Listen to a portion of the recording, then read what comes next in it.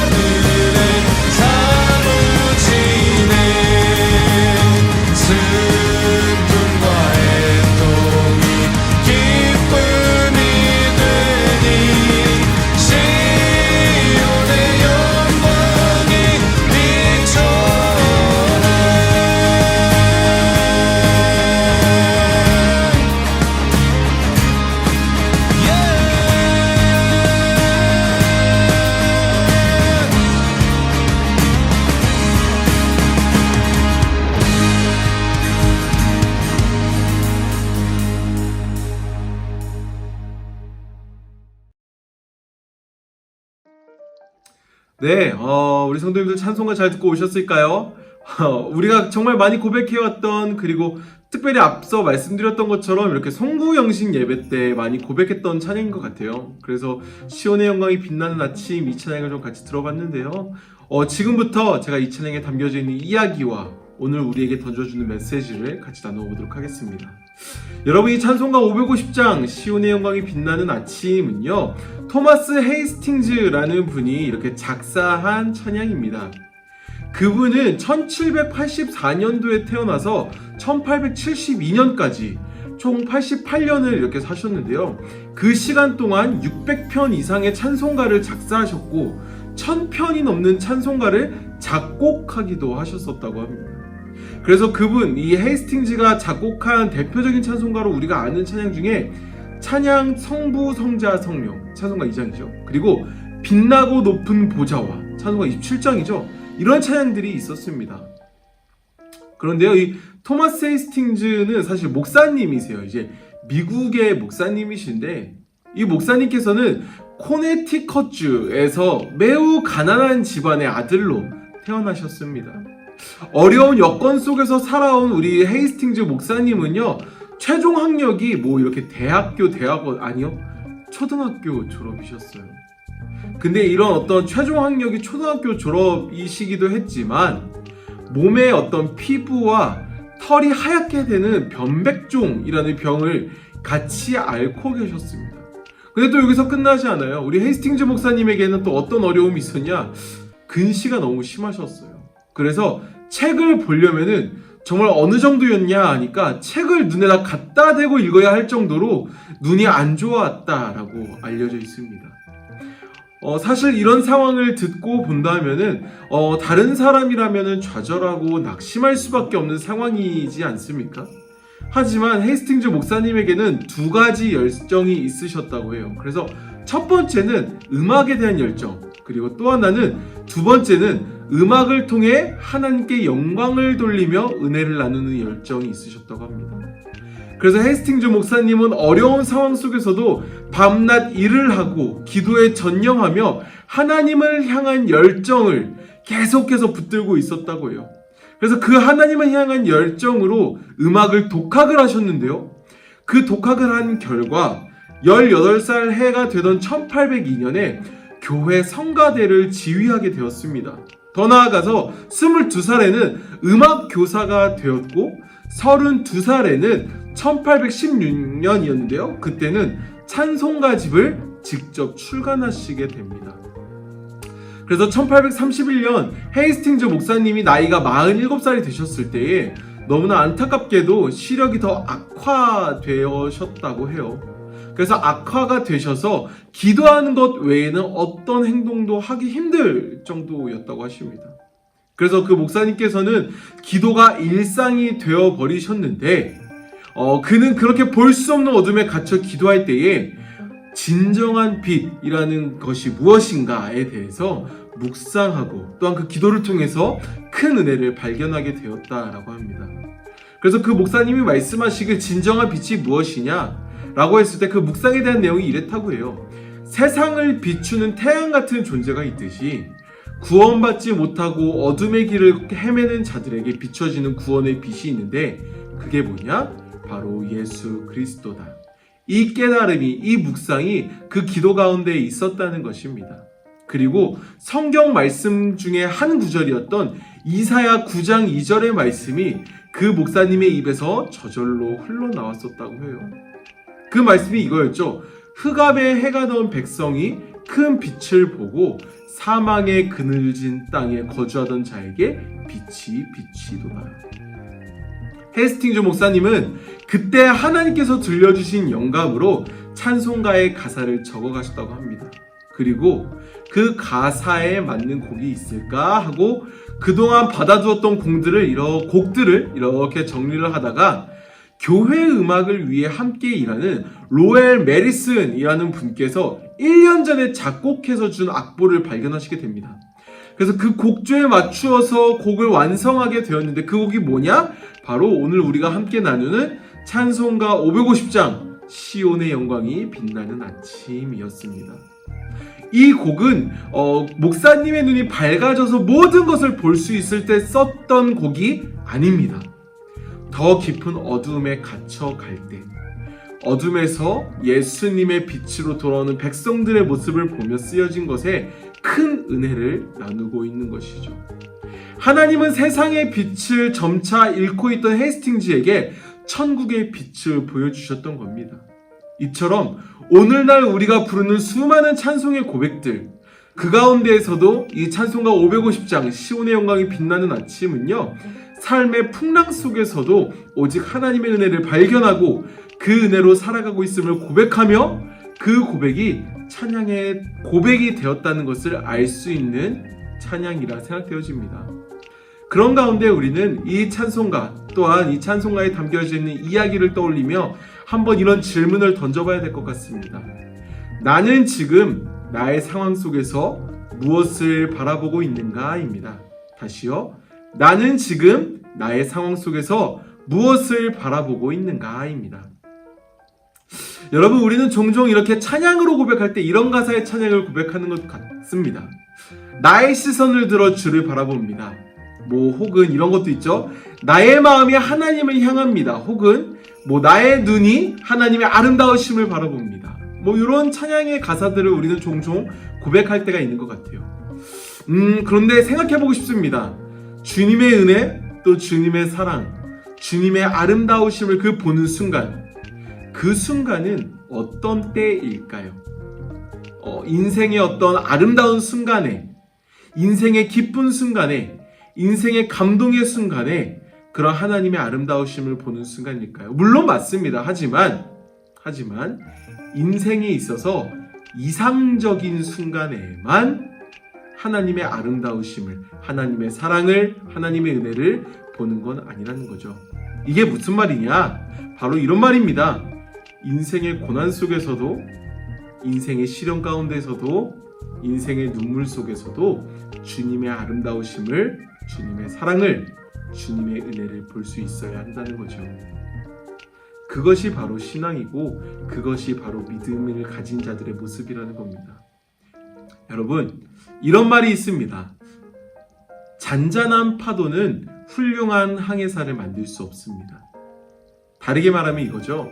거친 파도가 훌륭한 항해사를 만들어내는 것입니다. 사랑하는 신합교회 성도 여러분, 하나님을 바라봄으로 신앙의 성숙을 경험하는 우리 성도님들이 되기를 소망합니다. 그래서 성숙한 신앙을 가진 성도가 됨으로 말미암아 이 땅 가운데에서 빛과 소금으로서의 그 사명을 감당해내는, 더 나아가 한 사람의 교회로서의 그 사명을 감당해내는 우리 성도님들이 되시기를 주님의 이름으로 축복합니다. 네, 여기까지 우리가 찬송가를 알아봤다면요, 다음으로는 찬양도 함께, 복음성가도 한번 알아봐야겠죠. 이번에 들어보실 찬양은요, 우리 성도님들에게는 조금은 낯설 수도 있는 찬양입니다. 요즘 우리 청년들이 굉장히 많이 고백하는 찬양인데 임레입니다. 위러브라는 찬양팀이 작사 작곡한 찬양인데요, 임레라는 찬양, 이 시간 우리가 같이 영상을 통해 나누어 보고 이 찬양에 담겨져 있는 이야기 함께 나누어 보도록 하겠습니다. 함께 찬양 듣고 오겠습니다.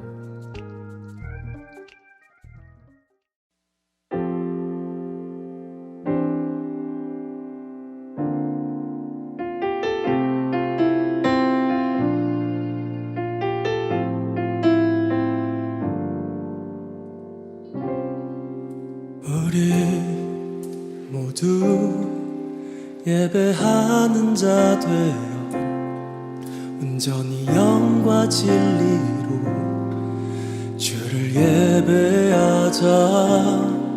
주가 우리와 함께 영원히 함께 하시고 마르지 않는 샘물로 우릴 채우시리. 우리 모두 예배하는 자 되어 온전히 영과 진리로 주를 예배하자.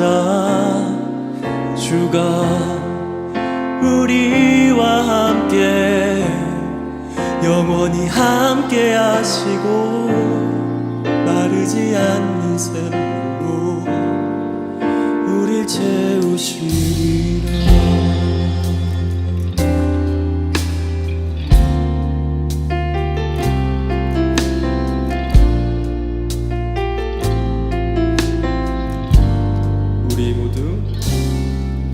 우리 모두 예배하는 자 되어 온전히 영과 진리로 주를 예배하자. 주가 우리와 함께 영원히 함께 하시고 마르지 않는 샘물로 우리 채우시리.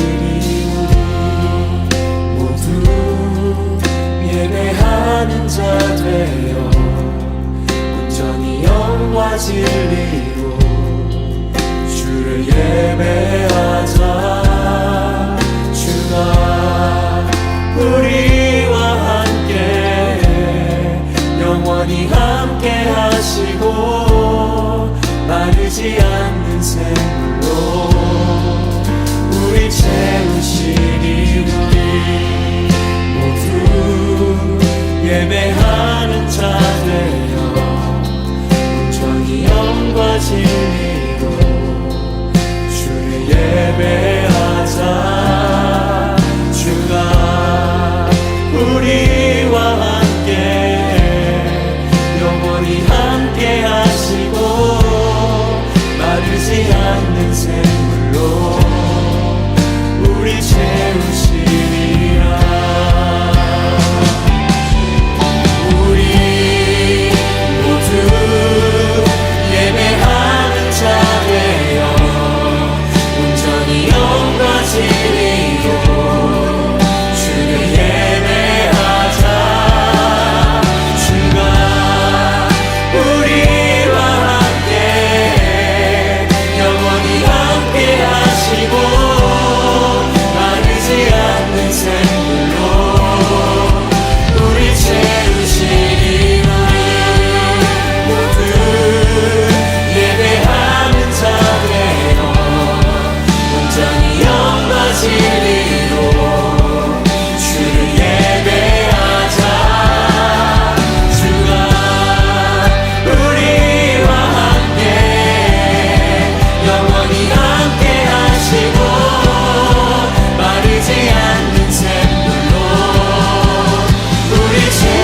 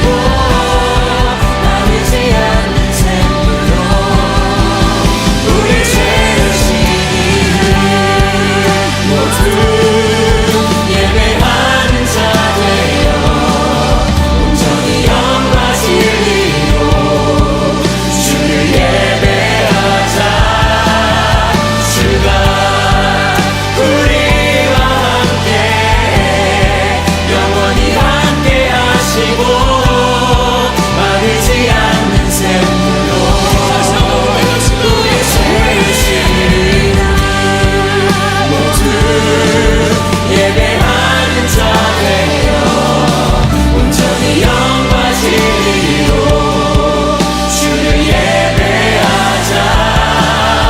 주가 우리와 함께 영원히 함께 하시고 마르지 않는 샘물로 우리 채우시리라.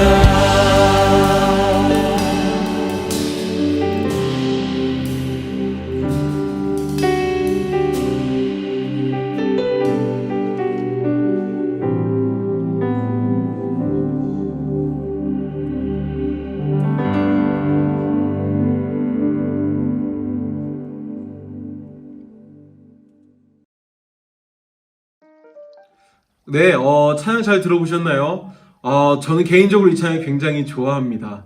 우리 중고등부 친구들도 예배 가운데에서 많이 고백하는 찬양인데요. 예배 앞에서 예배 말씀을 나누기 전에 이 찬양을 고백하면 조금 더 우리의 마음을 다잡고 더욱더 하나님 앞에 마음을 열고 나아가게 되는 그런 도움을 주는 찬양이 아닌가 생각이 듭니다. 그래서 지금부터 이 찬양 가운데 담겨져 있는 이야기를 함께 나누어 보도록 하겠습니다. 이 임레라는 찬양은요, 위럽의 박은총 씨가 이렇게 만든 찬양입니다. 그래서 사실 그분이 얘기하기를 이 찬양은 세상에 나오지 못했을 곡이라고 해요. 이 찬양을 만들기 전까지 굉장히 오랜 시간 동안 곡에 대한 고민이 많았었다고 합니다. 왜냐하면 어떤 고민이었냐 하니까 이거죠. 내가 어떤 곡을 써야 할까? 이 위러브라는 찬양팀은 사실 세상과 교회를 이어주는 어떤 미디어 사역팀이거든요.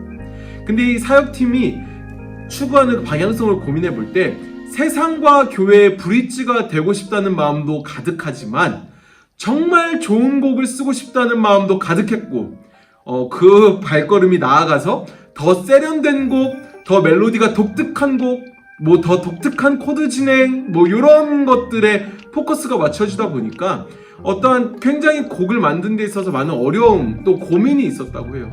근데 단순히 그 분이 고민만 하고 끝나는 것이 아니라 기도를 굉장히 많이 하셨다고 해요. 그 기도가 어떤 기도였냐 하니까 하나님, 제가 어떤 곡을 써야 될까요?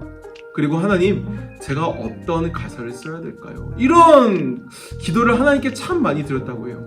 그런 가운데 인천의 한 교회에 사역을 나갔는데 그 사역하러 나갔던 교회 목사님께서 설교하셨던 본문이 바로 요한복음 4장 우물가의 한 여인에 대한 말씀이었습니다. 근데 그 설교를 듣는데 너무나 큰 은혜가 그 마음 가운데 있었다고 해요. 그래서 큰 은혜를 받고 돌아와서 예전에 읽다가 덮어두었던 팀 켈러 목사님의 인생 질문이라는 책을 다시 폈다고 합니다. 그분이 이렇게 읽다가 덮어놓았던 파트가 어디였냐 하니까 요한복음 4장이었다는 거죠. 그때 참 신기했다고 해요. 그러다가 어느 날 늦게 작업을 하다가 컴퓨터에서 이렇게 어떤 외국의 목사님의 최신 설교 영상이 있어서 그걸 열어봤대요. 사실 처음에는 몰랐대요. 근데 후반부에 봐서 그 설교를 들어보니까 이 설교가 또 어딘가 하니까 요한복음 4장의 그 말씀이었다는 겁니다. 그리고는 그 상황을 놓고 그는 이렇게 고민했어요. 이 요한복음 4장의 본문으로 곡을 써야겠다. 그러면서 먼저 찬양의 앞부분이 쓰여졌다고 해요. 그리고 나서 후렴구를 썼다고 합니다. 근데 이렇게 찬양을 만들어 놓고 앞부분과 후렴 부분을 놓고 보니까 자기 마음에는 너무 별로라는 거예요. 뭔가 너무 유치한 것 같고 또 코드 진행도 너무 단순하고 멜로디도 너무 단순하고 그러면서 그 찬양을 보면서 너무 아쉬운데? 너무 아쉽다. 이런 생각에 좀 더 발전시켜봐야겠다. 좀 발전시켜서 해봐야겠다. 조금 더 천천히라도 발전시켜봐야겠다라고 생각하고 다시 그 곡을 이렇게 덮어놨다고 해요. 그런데 그 주간 주일날 예배를 이렇게 준비하고 실황 촬영을 위해서 월요일에 가려고 준비를 하고 있었는데요. 그 후렴구를 계속해서 읊조리다가 피아노에서 다시 한번 이렇게 연주하면서 후렴구를 이렇게 불러봤다고 해요. 근데 그 불러보는 노래를 두 명의 찬양팀원들이 듣고는 이렇게 말해요. 이거 너무 좋은데? 이거 왜 우리 안 해요? 이렇게 되물어보는 겁니다. 그럼 그 얘기를 듣자 너무 놀라서 이게 좋아? 괜찮아? 그럼 이거 할까? 그러고는 한번 팀원들한테 물어봤대요. 그랬는데 너무 반응이 좋았다는 거죠. 후렴부만 예배를 초청하는 과정 가운데 예배 시작 때 한번 같이 고백해보자라고 했는데 너무 좋았다라는 거예요. 어떻게 해야 될지에 대해서 전혀 나누어져 있지 않는 상황에서 그렇게 예배를 마치고 나서 그의 마음 가운데 이러한 생각이 딱 떠올랐다고 합니다. 이 곡은 바로 나누어야겠다. 그래서 그 주에 작업을 끝내고 바로 다음 주에 그 찬양 임레를 나누게 되었다고 합니다. 여러분 참 이 찬양이 만들어진 과정을 들어보면 희한하죠.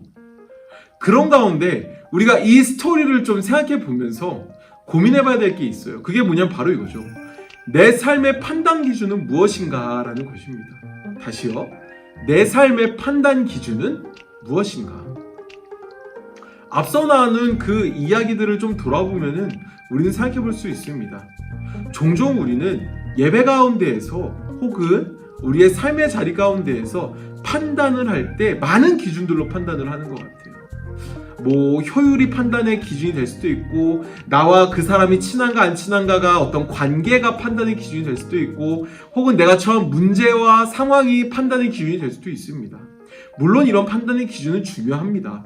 하지만 그 모든 판단의 근거, 그 모든 판단의 기초, 우리 그리스도인들에게는 다른 것보다도 예수 그리스도가 되어야 되지 않을까요?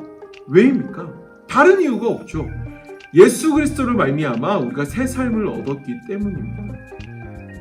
설령 내 눈으로 봤을 때, 세상의 기준으로 봤을 때 조금은 세련돼 보이지 않더라도, 약간은 투박해 보일지라도, 약간은 느리게 보일지라도, 그게 어쩌면 하나님의 기준에서 볼 때에는 아름답고 오르며 하나님의 때에 맞는 방법이, 선택이 될 수도 있다라는 것입니다.